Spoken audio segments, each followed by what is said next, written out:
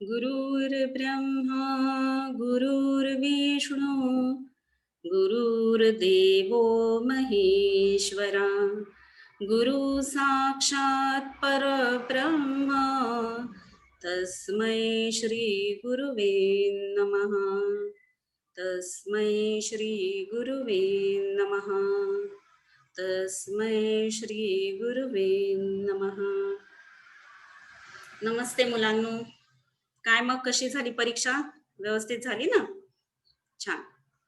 आज आपण पंडिता रमाबाई हा नवीन पाठ पाहणार आहोत, डॉक्टर अनुपमा उजगरे यांचा. हं. तर मुलांनो, हा पाठ जो आपण पाहणार आहोत पंडिता रमाबाई, आता जर तुम्ही पाहत असाल तर त्या मानाने मुलांनो आपल्याला काहीच म्हणजे खूप अगदी त्रासदायक गोष्टी, जाचक गोष्टी अशा काही आपल्या आयुष्यामध्ये नाहीये. हो की नाही? जाचक गोष्टी म्हणजे काय, की तुम्हाला खूप अगदी यातना देतील, त्रास देतील, वेदना देतील, अशा प्रकारच्या गोष्टी आता आपल्याला काही सहन कराव्या लागत नाही. आता तुम्ही पाहता आहात, की मुलं-मुली सगळे एकत्र व्यवस्थित शिकतायत. हां, शिक्षणाला महत्त्व आहे. मुली चांगल्या शिकतात, पुढे जातात, नोकरी करतात. सगळ्या क्षेत्रांमध्ये तुम्हाला दिसेल आता, की स्त्रियांनी पदार्पण केलेलं आहे. म्हणजे मुली किंवा स्त्रिया म्हणजे बायका या आता सगळ्या क्षेत्रामध्ये वेगवेगळ्या फील्डमध्ये काम करू लागलेल्या आहेत. पण मुलांनो, पूर्वीच्या काळी मात्र अशी परिस्थिती नव्हती. पूर्वीच्या काळी मात्र कसं होतं, तुम्हाला जर सांगायचं झालं तर पूर्वीच्या काळी सगळ्यात महत्वाचं म्हणजे मुलगी शिक्षणासाठी बाहेर पडतच नव्हती.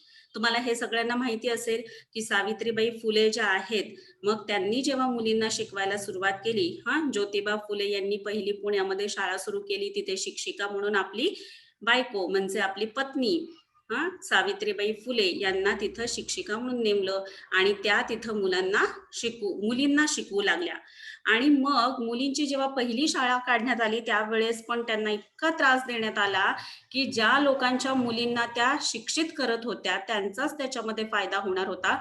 तरी सुद्धा त्याच मुलींचे आई वडील पालक त्यांना शेणाचे गोळे, दगड, धोंडे फेकून मारत असत. आणि हे सगळं सहन करून सावित्रीबाई फुले यांनी मुलींना शिकवण्यासाठी पुढाकार घेतला. सावित्रीबाई फुले पण आधी शिकलेल्या नव्हत्या, पण त्यांना ज्योतिबा फुले यांनी शिक्षित केलं आणि मग त्या शिक्षिका म्हणून काम पाहू लागल्या. मग अशी परिस्थिती त्यावेळेस होती पूर्वीच्या काळी मुलांनो, की मुलींना शिकण्यासाठी बाहेर पाठवलं जात नव्हतं. आणि मग जेव्हा सावित्रीबाई फुले यांनी शिकवायला सुरुवात केली, मग हळूहळू मुली शिक्षण घेऊ लागल्या. मग तुम्ही आज पाहताय मुलांनो, की मुली शिक्षणच नुसतं घेत नाहीयेत, तर आता मुली नोकरी सुद्धा करू लागलेल्या आहेत, स्वतःच्या पायावरती उभ्या राहिलेल्या आहेत, हो की नाही? स्वतःच्या पायावरती उभे राहिलेले आहेत म्हणजे काय, की स्वतःसाठी लागणारा जो खर्च आहे तो स्वतः पैसे कमावून भागवतात. म्हणजेच काय, तर स्वतःच्या पायावरती उभे राहिलेले आहेत. आणखी काय, तर जाचक परंपरा होता पहा त्या काळामध्ये ना, की बालजरठ विवाह होता. बालजरठ विवाह म्हणजे काही शब्द तुम्हाला अवघड वाटतील, पण समजून घ्या. म्हणजे मग तुम्हाला पाठ समजण्यासाठी पण सोपं जाईल. जाचक पद्धती होत्या, की रीतिरिवाज हे खूप कठीण होते. म्हणजेच काय, तर त्या काळची जी परंपरा होती, जी पद्धत होती, ती अशी होती बालजरठ विवाह. म्हणजे मुलगी लहान असायची आणि तिचा मात्र वयानं खूप मोठ्या असलेल्या माणसाशी लग्न करून दिलं जायचं, विवाह करून दिला जायचा आणि थोड्याच कालावधीमध्ये मग तिचा तो नवरा मरायचा आणि त्याच्यानंतर मग ती विधवा व्हायची. विधवा झालं की तिचं केशवपन केलं जायचं. म्हणजेच काय, तर तिचे डोक्यावरचे केस सगळे काढून टाकले जायचे. भुवयांचं मुंडन केलं जायचं. तिच्या भुवया काढून टाकायच्या, तिचे केस डोक्यावरचे काढून टाकायचे. तिनं एकच लाल किंवा काळं किंवा पांढरं असं वस्त्र घालायचं आणि मग त्याच्या डोक्यावरून तो पदर घेऊन एका खोलीमध्ये राहायचं. जे मिळेल, जे देतील ते खायचं. कोणाच्या समोर यायचं नाही. कुठल्या चांगल्या समारंभामध्ये तिने सहभागी व्हायचं नाही. एकटीला सतत कोंडून घ्यायचं. अशा प्रकारचं जीवन तिला जगायला लागत असे आणि लहानपणीच तिचं लग्न करून टाकलं जायचं. कारण तिला शिकवायचं नाही आणि मग मुलगी जरा शहाणी झाली की लगेचच तिचं लग्न करून दिलं जायचं. तर अशा प्रथा, परंपरा होत्या, की ज्यामुळे मुलींना अतोनात त्रास होत होता. मुलींवरती अत्याचार होत होते. मग ते कुठल्या प्रकाराचे, एक तर तिनं हे विधवा म्हणून जीवन जगायचं किंवा मग काय करायचं, तर तिनं सती जायचं. सती जायचं म्हणजे काय करायचं, तर तिचा नवरा मेलेला आहे. आता पहा मुलांनो, की जो माणूस मेलेला आहे, त्याला जर जाळलं, तर त्याला काही त्रास होणार नाहीये. चटके लागणार नाहीयेत, त्याला काही भाजणार नाहीये. पण जिवंतपणी माणसाला चटके बसतात की नाही, भाजतं की नाही. पण अशा वेळेस मग ती सती म्हणून जायची. म्हणजे काय, नवरा गेला, नवरा मेला याचं त्या बाईला इतकं दुःख झालेलं आहे आणि तिचं इतकं त्याच्यावरती प्रेम आहे, की ती त्याच्याबरोबरच चाललेली आहे. आणि मग त्या चितेवरती तिला ठेवलं जायचं आणि त्या जाळामध्ये, त्या अग्नीमध्ये स्वतःला जाळून घ्यायचं जिवंतपणी. पहा किती मोठ्या यातना, किती मोठा त्रास होता हा. एक तर तुम्ही तसं सती जायचं किंवा मग मागे हे असं विधवा म्हणून जीवन जगायचं. म्हणजे त्या जगण्याला काही अर्थच नाही, अशा प्रकारचं जगायचं. तर पहा एवढ्या प्रथा, रूढी, परंपरा या इतक्या त्रासदायक होत्या मुलींच्या आयुष्यामध्ये, स्त्रियांच्या आयुष्यामध्ये. त्यांच्यावरती इतक्या प्रकारचे अन्याय, अत्याचार होत होते, तरी सुद्धा त्या शांत असायच्या. मग हळू-हळू तुम्हाला माहिती आहे राजा राममोहन रॉय यांनी सतीची चाल बंद केली. मग हळू-हळू समाज सुधारण्यासाठी प्रयत्न करण्यात आले. मग जे कोणी समाज सुधारक होते, समाज सुधारक म्हणजे समाजामध्ये ज्या काही वाईट आहेत प्रथा, रूढी, परंपरा, कस्टम, तर त्या सगळ्या मोडून काढण्यासाठी नवीन कायदे तयार करणं आणि त्याच्यासाठी प्रयत्न करणं, त्या स्त्रियांना त्याच्यातून बाहेर काढणं आणि मग हे सगळे प्रयत्न केल्यानंतर मुली हळू शिकू लागल्या. मग ती जर विधवा झाली तर तिनं दुसरं लग्न करण्यासाठी तिला परवानगी देण्यात आली. त्यानंतर बालजरट विवाह बंद करण्यात आले. म्हणजे स्त्री आणि पुरुष यांचा जर विवाह व्हायचा असेल तर त्यांच्यामध्ये फार अंतर असू नये असं ठरवण्यात आलं. मग हळूहळू एक ज्या जाचक म्हणजे त्रासदायक त्यांना प्रथा, रूढी, परंपरा होत्या त्या सगळ्या हळूहळू बंद होत गेल्या आणि आज मात्र स्त्री स्वतंत्र रूपाने, तरी पण पहा मुलांना, आपण म्हणू शकत नाही असं की ती स्वतंत्र आहे आणि ती अगदी सुरक्षित आहे असं आपण म्हणू शकत नाही. आज ती शिकते आहे, स्वतःच्या पायावरती उभी होत आहे, मोठी झालेली आहे, प्रत्येक फील्डमध्ये, प्रत्येक क्षेत्रामध्ये काम करू लागलेली आहे, स्वतःसाठी स्वतः पैसा मिळवू लागलेली आहे. तरी पण शेवटी तिच्या सुरक्षिततेचा प्रश्न राहतोच की नाही. आजही काय आहे, तर स्त्री सुरक्षित नाहीये. म्हणजे आज आणखी वेगळे प्रॉब्लेम आहेत. मग ती जर नोकरीसाठी बाहेर पडत असेल तर ती या नोकरीच्या ठिकाणी ती सुरक्षित असली पाहिजे. ती जर शिक्षण घेण्यासाठी बाहेर पडत असेल तर ती बाहेर सुरक्षित राहिली पाहिजे. ही पण एक मोठी समस्याच आहे स्त्रियांपुढे असलेली.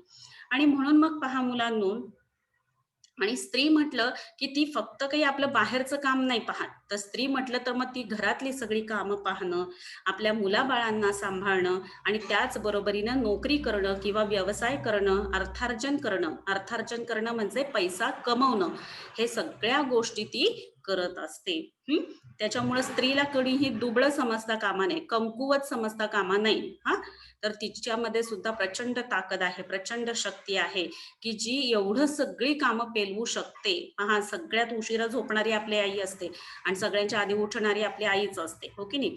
म्हणजे घरातल्यांसाठी सगळं करून, बाहेरची नोकरी करून, आणखीन सुद्धा ती बऱ्याच काही गोष्टी, मुलांना सांभाळणं, तिचे काही छंद असतील तर ते जोपासणं, नंतर मुलांचा अभ्यास घेणं, अशा अनेक प्रकारच्या गोष्टी ती करत असते.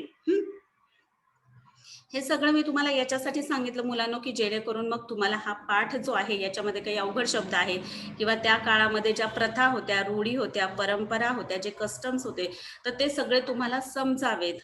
याच्यासाठी मी आधी तुम्हाला पूर्ण त्यावेळेस कशी परिस्थिती होती ते सांगितलेलं आहे आणि आत्ताची परिस्थिती काय आहे ते सांगितलेलं आहे. कारण कसं असतं मुलांना, एखादी गोष्ट तुम्हाला आता याच्यामध्ये तुम्ही पाहिलं, त्यात काय एवढं, आता तर सगळेच शिकतात. पण त्या काळामध्ये ती गोष्ट फार अवघड असते, की जेव्हा शिक्षणासाठी मुली बाहेरच पडत नव्हत्या, अशा वेळेस त्या मुलींना बाहेर काढणं आणि शिक्षण देणं, या समाजाच्या विरोधात जाऊन एखादी गोष्ट करणं, याच्यामध्ये फार त्रास सहन करावा लागत असतो, जो सावित्रीबाई फुले यांनी सहन केलेला आहे, ज्योतिबा फुले यांनी त्याच्यासाठी प्रेरणा दिलेली आहे. त्यामुळे प्रत्येक स्त्रीनं, प्रत्येक मुलीनं सावित्रीबाई फुले यांचे आपण आभारच मानले पाहिजेत. कळलं का? कारण त्यांच्यामुळे आज आपण शिकतो आहोत, शिक्षण घेतो आहोत, पुढारलेले आहोत, हो की नाही. चला, आता आपण पंडिता रमाबाई यांच्याविषयी काय आपल्याला या पाठामध्ये शिकायला मिळतं ते पाहूयात.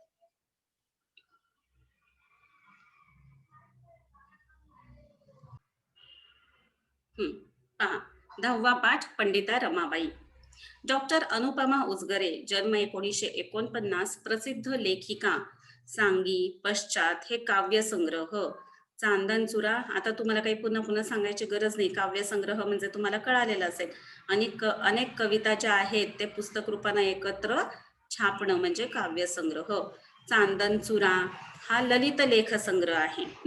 पंडिता रमाबाई, लक्ष्मीबाई टिळक, विष्णूशास्त्री चिपळूणकर इत्यादी चरित्रात्मक लेखन, तसेच महाराष्ट्राचा खाद्य संस्कृती कोश प्रसिद्ध. हे पहा, पंडिता रमाबाई किंवा लक्ष्मीबाई टिळक, विष्णूशास्त्री चिपळूणकर यांच्यावरती यांनी चरित्रात्मक लेखन केलेलं आहे. चरित्रात्मक म्हणजे तुम्हाला ऑटोबायोग्राफी माहिती असेल. ऑटोबायोग्राफी म्हणजे आत्मचरित्र, जे स्वतःसाठी लिहिलेलं असतं. तसं चरित्रात्मक म्हणजे बायोग्राफी, म्हणजे एखाद्यानं दुसरं कॅरेक्टर जे आहे त्याच्याविषयी लिहिणं, त्याला म्हणायचं बायोग्राफी, चरित्रात्मक लेखन. मग आता ह्या फार मोठ्या आहेत बरं का व्यक्ती. पंडिता रमाबाई म्हणा किंवा लक्ष्मीबाई टिळक म्हणा किंवा विष्णूशास्त्री चिपळूणकर म्हणा, मोठं व्यक्तिमत्व आहे, मोठं कॅरेक्टर आहे हे. शिवाय महाराष्ट्राचा खाद्य संस्कृती कोश प्रसिद्ध आहे. आता तुम्हाला माहिती आहे मुलांनो, की महाराष्ट्रामध्ये खाद्य संस्कृती म्हटलं तर आणि खाणं हा सगळ्यांचा, खाद्य संस्कृती म्हणजे खाण्याचा, खाण्याच्या प्रत्येक ठिकाणच्या वेगवेगळ्या पद्धती आहेत, त्याला म्हणायचं खाद्य संस्कृती. मग तुम्हाला माहिती आहे की महाराष्ट्रामध्ये प्रत्येक ठिकाणी तुम्ही गेला तर प्रत्येकाच्या खाण्याच्या पद्धती या वेगळ्या आहेत. आणि खाणं आपल्या सगळ्यांना आवडतंच. मग अगदी कोल्हापूरला गेलं तर तांबडा पांढरा रस्सा, कोकणात गेलं तर मासे आणि भात. त्याच्यानंतर आणखी विदर्भ, नागपूर, वराड या साईडला तुम्ही गेले तर तिकडे मात्र वांग्याचं ते भरीत. त्याच्यानंतर त्यांचं ते मांडे करण्याची पद्धत किंवा खरडा किंवा पिठलं. तर ह्या सगळ्या गोष्टी जर आपण पाहिल्या, पुण्यामध्ये पाहिलं तर पुणेरी मिसळ. तर अनेक गोष्टी अशा प्रसिद्ध आहेत, ज्या ठिकाणी तुम्ही जाल त्या ठिकाणी तिथल्या तिथल्या गोष्टी प्रसिद्ध आहेत खाण्याच्या. त्याला म्हणायचं खाद्य संस्कृती. आणि कोश म्हणजे तुम्ही पाहिलं असेल की खाद्य संस्कृतीचं सुद्धा कोश प्रसिद्ध केलेला आहे. म्हणजेच काय, डिक्शनरी, की खाण्याचे सुद्धा जे पदार्थ आहेत, मग प्रत्येक ठिकाणी खाण्याची काय संस्कृती आहे, काय पद्धती आहे, प्रत्येक ठिकाणानुसार तिथल्या खाण्याच्या पद्धती या बदलतात, त्याच्याविषयीची डिक्शनरी. स्वतःचे संघर्षमय आयुष्य जगत असताना इतर स्त्रियांच्या आयुष्यात नंदनवन फुलवणाऱ्या पंडिता रमाबाईंचे प्रेरणादायी वर्णन लेखिकेने प्रस्तुत पाठातून केले आहे. मुलांना आता इयत्ता 7वी मध्ये तुम्ही आलेले आहात, त्याला आता बरेच दिवस झालेले आहेत. आता सेकंड टर्म तुमचं सुरू झालेलं आहे, त्यामुळे अगदी साधी सोपी भाषा असेल असं आता गृहीत धरू नका. आता जरा जरा तुम्हाला पहा भाषेमध्ये बदल जाणवेल. म्हणजे कशी, जरा उच्च भाषा किंवा वेगवेगळे असे जड वाटतील तुम्हाला असे शब्द असतील, पण आता ते तुम्ही समजून घेतले पाहिजे, त्यांचा अभ्यास केला पाहिजे. कारण जसं आपलं वय वाढेल, इयत्ता वाढतील, तसं आपल्याला भाषेचा विकास सुद्धा झाला पाहिजे. आता पहा काय म्हटलेलं आहे, स्वतःचे संघर्षमय आयुष्य जगत असताना. संघर्षमय आयुष्य म्हणजे मुळात त्यांच्या आयुष्यामध्ये सुद्धा अनेक प्रकारचा संघर्ष त्यांना करावा लागला, लढा द्यावा लागला. अनेक प्रकारच्या समस्या, अडथळे त्यांच्या जीवनामध्ये होते. मग स्वतःलाच जर इतके प्रॉब्लेम्स असतील तर कोणी दुसऱ्यांच्या प्रॉब्लेम मध्ये जाईल का पडायला? पण यांनी मात्र तसं केलं नाही. का? तर स्वतःसाठी जगलास तर मेलास आणि दुसऱ्यांसाठी जगलास तर जगलास. हे नेहमी लक्षात ठेवा मुलांनो, की दुसऱ्याच्या चेहऱ्यावरती आपल्याला आनंद फुलवता आला पाहिजे, जे काम यांनी केलेलं आहे. म्हणजे स्वतःच्या आयुष्यामध्ये एवढं दुःख असून, एवढा त्रास असून सुद्धा त्यांनी इतर स्त्रियांच्या आयुष्यात नंदनवन फुलवणाऱ्या, म्हणजेच काय, की इतर स्त्रियांच्या जीवनामध्ये आनंद वाटणाऱ्या या पंडिता रमाबाईंचे प्रेरणादायी वर्णन लेखिकेने प्रस्तुत पाठातून केलेले आहे. आणि त्यांचं जे वर्णन आहे पंडिता रमाबाई यांचं या पाठामध्ये केलेलं, ते तुम्ही जर वाचलं तर नक्कीच तुम्हाला त्याच्यातून प्रेरणा मिळते. काहीतरी आपण आयुष्यामध्ये करून दाखवावं अशी इच्छा आपल्या मनामध्ये निर्माण होते. तर असं प्रेरणादायी हा पाठ आहे पहा. आणि खरंच मुलांनो, जर पूर्वीच्या काळचे एक एक व्यक्तिमत्व तुम्ही पाहिले ना, तर आणि असे याच नाही तर अनेक अशी उदाहरणं आहेत पहा, की ज्यांच्या स्वतःच्या आयुष्यामध्ये सुद्धा अनेक प्रॉब्लेम होते, समस्या होत्या, पण त्या इतरांसमोर न दाखवता, न मांडता त्यांनी काय केलेलं आहे, तर दुसऱ्यांना हसवण्याचा प्रयत्न केलेला आहे. आता पहा, कोलकाता शहरात देशभक्त आनंद मोहन यांनी स्त्रियांसाठी जी खास सभा बोलावली होती, खास स्पेशल सभा बोलावली होती, मीटिंग. ती भारतातील स्त्रियांची पहिली सभा होती. आता पहा, हे जे वर्णन याच्यामध्ये आलेलं आहे ना, त्यासाठी मी तुम्हाला सांगितलं, की पूर्वीची परिस्थिती कशी होती, की स्त्री शिक्षणासाठी बाहेर पडत नव्हती. त्याच्यामुळे इथे जे सांगितलेलं आहे, स्त्रियांची ती पहिली सभा होती, पहिली मीटिंग होती.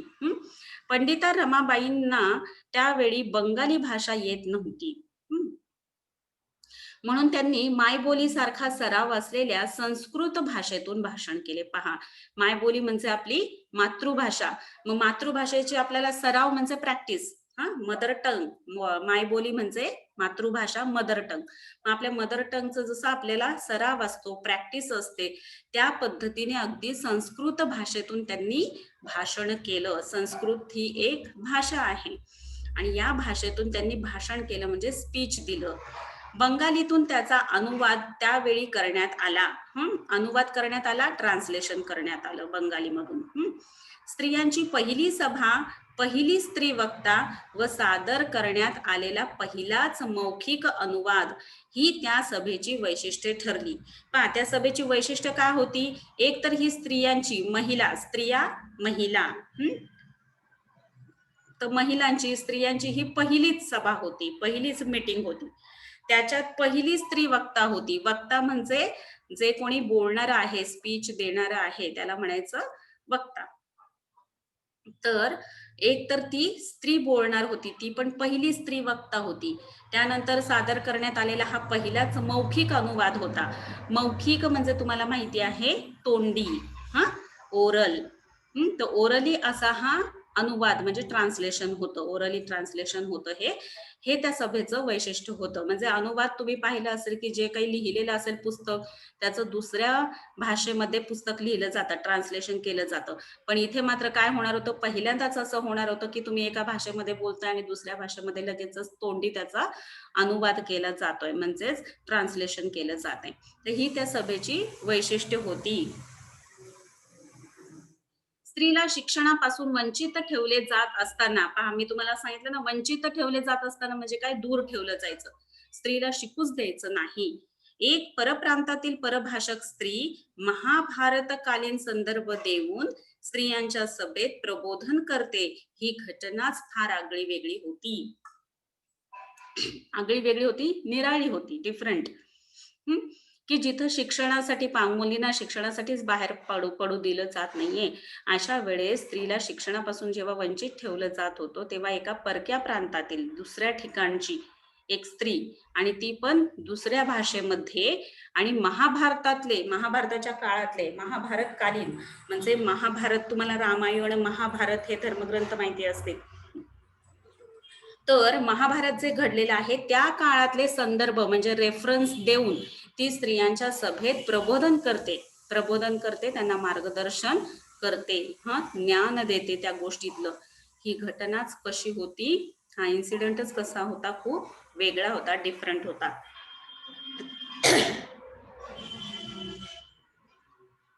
आई, वडील व बंधू यांच्या निधनानंतर एकटे जगणे किती कठीण आहे हे अनुभवल्यावर रमाबाईंनी विवाह करण्याचे ठरवले. त्यांचे पण स्वतःचे वैयक्तिक पर्सनल असे फार प्रॉब्लेम्स होते. काय काय, आई गेली त्यांची, वडील गेले, त्याच्यानंतर बंधू म्हणजे भाऊ यांच्या निधनानंतर म्हणजे यांच्या मृत्यूनंतर, हे गेल्यानंतर एकटे जगणे किती कठीण आहे, किती अवघड आहे, हे त्यांनी अनुभवलं. हा एक्सपिरियन्स त्यांनी घेतला आणि मग रमाबाईंनी विवाह करण्याचे ठरवले, लग्न करण्याचं त्यांनी ठरवलं. आई समानार्थी शब्द माता, वडील समानार्थी शब्द पिता, बंधू समानार्थी शब्द भाऊ, आणि जर लिंग बदला म्हणून आलं तर आई, वडील. मुलांना तुम्ही घरी काही म्हणत असाल, मम्मी म्हणत असाल, मॉम म्हणत असाल, पॉप म्हणत असाल, पप्पा म्हणत असाल, डॅडी म्हणत असाल, डॅड म्हणत असाल, जे काही म्हणत असाल, पण जेव्हा आई हा शब्द येतो तेव्हा लिंग बदलत असताना वडील लिहायचा आहे शब्द. वडील आला तर आई लिहायचं आहे. बाकी तुम्ही म्हणत काही असाल ते उत्तरामध्ये लिहायचं नाही. किंवा तुम्ही पहा, कुठल्याही ठिकाणी जेव्हा तुम्ही बोलताय तेव्हा बोलताना पण माझे आई वडील असंच बोलायचं. तर तुम्ही तिथे बोलायला उभे राहिले आणि माझी मम्मी आणि माझा तुम्ही तर एकेरी उल्लेख काही जण करतात, माझा डॅड असं म्हणतो. हां, तर असं न बोलता बोलण्याची एक पद्धत असते आणि जेव्हा तुम्ही कोणासमोर बोलायला उभे राहत असाल किंवा स्वतःची ओळख, स्वतःचा परिचय इंट्रोडक्शन करण्यासाठी तुम्ही उभे आहात, त्यावेळेस काय म्हणावं? माझे आई-वडील किंवा माझी आई, माझे वडील असं म्हणावं. बंधू, भगिनी. लिंग बदला म्हटलं तर बंधू, भगिनी. बहीण, भाऊ. बंधू, भगिनी. तर पहा हे सगळे त्यांच्या आयुष्यातून गेले. मग त्यांनी लग्न करायचं ठरवलं. अतिशय विद्वान वकील म्हणून ख्याती असलेल्या बिपिन बिहारी मेधावी यांच्याशी त्या रीतसर विवाहबद्ध झाल्या. अतिशय विद्वान, खूप हुशार असे वकील म्हणून ख्याती असलेल्या, वकील म्हणून ख्याती असलेल्या, प्रसिद्ध असलेल्या बिपिन बिहारी मेधावी यांच्याशी त्यांनी काय केलं? रीतसर विवाहबद्ध झाल्या. प्रथेप्रमाणे त्यांनी लग्न केलं. त्यावेळी त्यांचे वय 22 वर्षांचे, म्हणजे त्यावेळच्या रूढींच्या दृष्टीने फारच वाढलेले होते. मी म्हटलं की नाही तुम्हाला की त्या काळामध्ये जरा कुठे मुलगी शहाणी झाली की लगेच तिचं लग्न लावून टाकलं जायचं. खूप लहान वयामध्ये लग्न व्हायची त्या काळामध्ये. आणि इथे मात्र काय, माझी आजी तर सांगते की तिचं पाळण्यात असतानाच लग्न ठरलेलं होतं आणि नंतर मग ती थोडीफार मोठी झाली, काहीतरी 7 वर्षाची असतानाच तिचा विवाह झाला. म्हणजे इतक्या लवकर लग्न करून दिलं जायचं पूर्वी मुलींचं. पण इथे मात्र त्या काळामध्ये तशा परिस्थितीमध्ये सुद्धा यांनी त्यांच्या 22व्या वर्षी लग्न केलंय. म्हणजे हे रूढींच्या दृष्टीने फारच वाढलेलं होतं. त्या काळातली जी रूढी होती, प्रथा होती, परंपरा होती, त्या दृष्टीनं 22 म्हणजे खूपच वाढलेलं वय होतं. आणि आता तर तुम्ही विचारूच नका. आता तर म्हणजे तसं काही बंधनच राहिलेलं नाहीये. कोणत्याही वयामध्ये तुम्ही लग्न करता, म्हणजे वाढलेल्या वयामध्ये. विवाहानंतर 2 वर्षांच्या आतच बिपिन बाबूंचे निधन झाले. पहा, एक तर आई गेली, वडील गेली, त्यांचा भाऊ गेला. मग त्यांनी लग्न केलं, तर लग्नानंतर सुद्धा 2च वर्षांच्या आत बिपिन बापूंचे सुद्धा निधन झाले. म्हणजे काय? मृत्यू पावले ते. महाराष्ट्रातील सुधारकांच्या विनंतीवरून आपल्या तान्ह्या मुलीला घेऊन पुण्यात आल्या. महाराष्ट्रामध्ये जे काही मी म्हटलं तुम्हाला की त्या काळामध्ये समाज सुधारक होऊन गेले. की समाज जो आहे तो आपला सुधारला पाहिजे.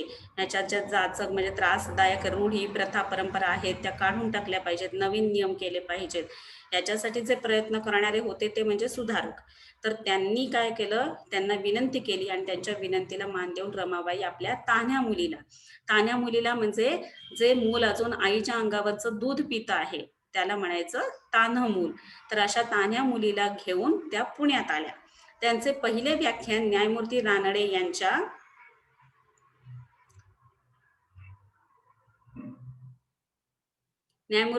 यांच्या घरी झाले. पहा, तिथेच प्रत्येक आठवड्यात एकेका घरी त्यांचे व्याख्यान व्हावे असे ठरले. व्याख्यान म्हणजे लेक्चर.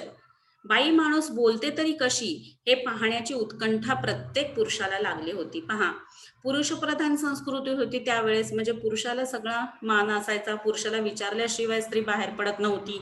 आणि अशा वेळेस एक बाई माणूस सगळ्यांच्या समोर येऊन व्याख्यान देते, लेक्चर देते, बोलते म्हटल्यावरती प्रत्येकालाच उत्कंठा लागली होती. म्हणजे काय? उत्सुकता लागली होती.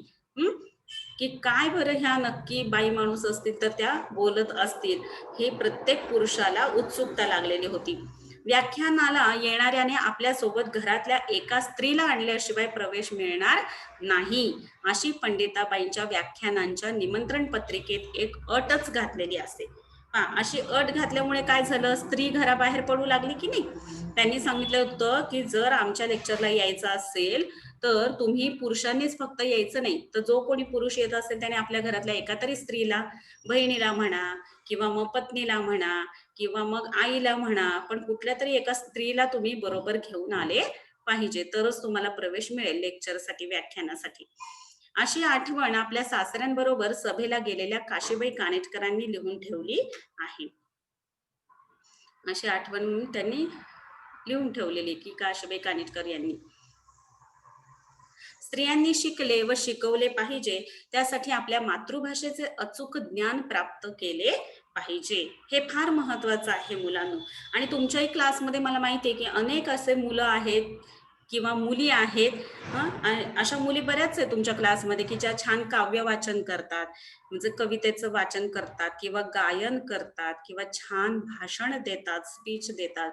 तर हे मी पाहिलेलं आहे.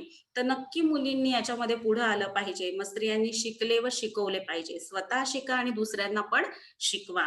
त्यासाठी आपल्या मातृभाषेचे अचूक ज्ञान प्राप्त केले पाहिजे. हे मात्र महत्त्वाचं आहे बरं का मुलांनो. आणि तुमच्यापैकी प्रत्येकाला असं वाटलं पाहिजे, मग तो मुलगा असू दे किंवा मुलगी असू दे, की मला माझी मातृभाषा व्यवस्थित आली पाहिजे. मातृभाषा मदर टंग. आणि कसं आहे मुलांनो, जर तुम्हाला तुमची स्वतःची मातृभाषा म्हणजे मदर टंग जर चांगली येत असेल, तर तुम्ही इतर कुठलीही भाषा चांगल्या पद्धतीने शिकू शकता. हां, पण भाषेविषयी तुम्हाला प्रेम असलं पाहिजे. भाषा मला शुद्ध बोलता आली पाहिजे. भाषा मला शुद्ध लिहिता आली पाहिजे. असं मात्र तुम्हाला मनापासून वाटलं पाहिजे. तर मग पहा तुमची भाषा किती छान होईल. आणि कसं आहे मुलांनो, की पहा ज्याला चांगलं बोलता येतं, त्याला कुठलाही आपला माल खपवता येतो. हां, म्हणजे असं म्हटलं जातं, की बोलणाऱ्याची अंबाडी सुद्धा विकली जाते, पण न बोलणाऱ्याचे चांगल्या प्रतीचे, चांगल्या दर्जाचे गहू देखील विकले जात नाहीत. म्हणजे एखादा जर गहू चांगले घेऊन बसलाय विकायला, हां, पण त्याच्याकडे जर बोलण्याचं कौशल्य नाही, स्किल नाही, तर त्याचे गहू कोणी विकत घेणार नाही. पण आंबाडी एक साधी भाजी आहे. ती भाजी जरी विकायला बसलं, पण त्या विकणाऱ्याकडे जर बोलण्याचं कौशल्य आहे, स्किल आहे, तर तो ती आपली भाजी सुद्धा लगेचच बाजारामध्ये खपवू शकेल, विकू शकेल. म्हणून बोलण्याचं कौशल्य हे आपल्या प्रत्येकाला आलं पाहिजे. आणि प्रत्येकानं मनाशी ठरवलं पाहिजे. मुलींनी तर ठरवलंच पाहिजे, की मी शिकले, त्याप्रमाणे इतर मुली सुद्धा शिकल्या पाहिजेत. मग मला जी काही मदत त्यांना करता येईल, ती मी नक्की करेन, असं प्रत्येक मुलीनं ठरवलं पाहिजे. म्हणून आपल्या मातृभाषेचं अचूक ज्ञान म्हणजे काय, न चुकता आपल्याला मातृभाषा व्यवस्थित शुद्ध बोलता आली पाहिजे. त्यासाठी तिचं ज्ञान प्राप्त केलं पाहिजे, मिळवलं पाहिजे. शिक्षिका म्हणून उभ्या राहण्यासाठी स्त्रियांना प्रोत्साहन म्हणून शिष्यवृत्त्या दिल्या पाहिजेत, अशी शिफारस त्यांनी हंटर कमिशनकडे केली. पहा, शिष्यवृत्त्या म्हणजे स्कॉलरशिप दिली पाहिजे, अशी शिफारस केली. म्हणजे काय, तर अशी प्रशंसा त्यांनी हंटर कमिशनकडे केली. अनाथ, अपंग, विधवा अशा स्त्रियांची सेवा करून त्यांना स्वावलंबी जीवन जगता यावे, यासाठी कार्य करण्याचा आपला निश्चय रमाबाईंनी पुणे, मुंबई, अहमदाबाद इथल्या पुढाऱ्यांना व धनवानांना कळवला. पण अशा कार्याची समाजाला काही गरज आहे, हा विचारच काहींना पटला नाही. एका उदार गृहस्थाने 10,000 रुपये देऊन त्या रकमेत रमाबाईंनी त्यांचे 40,000 रुपयांत होणारे काम करून दाखवावे, अशी अट घातली. हं? पहा, अनाथ म्हणजे ऑर्फन, की ज्यांना कोणी आई वडील नाहीत. अपंग, अपंग म्हणजे विकलांग, हँडिकॅप्ट. नंतर विधवा, विडो. अशा ज्या स्त्रिया आहेत, अशा स्त्रियांची सेवा करून त्यांना स्वावलंबी जीवन जगता यावे. स्वावलंबी म्हणजे काय, स्वतःवरती अवलंबून असणे, त्याला म्हणायचं स्वावलंबी. आणि त्याच्या विरुद्धार्थी शब्द म्हणजे काय, परावलंबी. परावलंबी म्हणजे आपण दुसऱ्यांवरती अवलंबून राहणे. आणि मुलांनो, परावलंबी कधीही होऊ नका. नेहमी माणसानं स्वावलंबी असलं पाहिजे. स्वावलंबी म्हणजे स्वतःवरती अवलंबून असलं पाहिजे. मग तुम्ही आर्थिक दृष्ट्या म्हणा, म्हणजे काय, तर स्वतःची भाकरी ही स्वतः कष्टानं मिळवता आपल्याला आली पाहिजे. आपण दुसऱ्यांवरती अवलंबून राहता कामा नये. म्हणून स्वावलंबी जर बनायचं असेल, तर स्वतःची कामं स्वतःला करता आली पाहिजे. स्वतःचं पोट स्वतःला भरता आलं पाहिजे. असं स्वावलंबी जीवन आपण जगलं पाहिजे. कळलं का? म्हणजे मग आपल्याला समाजामध्ये स्वाभिमानानं जगता येतं. स्वाभिमानानं जगता येतं म्हणजे स्वतःविषयीचा अभिमान वाटावा, असं काम आपण करत असतो. यासाठी कार्य करण्याचा आपला निश्चय रमाबाईंनी पुणे, मुंबई, अहमदाबाद इथल्या पुढाऱ्यांना, नेत्यांना व धनवानांना, श्रीमंत लोकांना, ज्यांच्याकडे धन आहे, पैसा आहे, अशा लोकांना कळवला. पण अशा कार्याची समाजाला काही गरज आहे, हा विचारच काहींना पटला नाही, रुचला नाही, आवडला नाही. एका उदार गृहस्थाने, एक मात्र उदार गृहस्थ होता. गृहस्थ इसम, माणूस, उदार, दिलदार, देण्याची वृत्ती असलेला. त्यानं काय सांगितलं, 10,000 रुपये देऊन त्या रकमेत रमाबाईंनी त्यांचे 40,000 रुपयांत होणारे काम करून दाखवावे, अशी त्यांनी अट घातली. आता पहा मुलांनो, इथपर्यंत तुम्हाला पाठ समजला असेल. आता यापुढे काय घडतंय ते आपण नंतरच्या तासाला पाहूयात. ठीक आहे? धन्यवाद.